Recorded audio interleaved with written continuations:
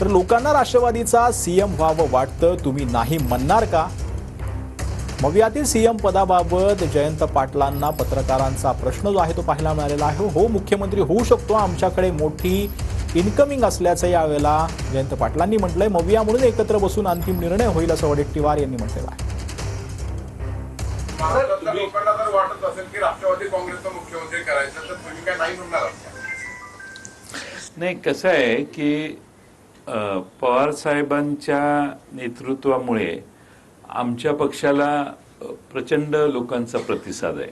सकाळीच एक मला ग्रुप भेटला आणि म्हटले की आमच्या मतदारसंघात लोक म्हणतात की तुतारी घ्या। म्हटलं तुम्ही आता कशात आहात?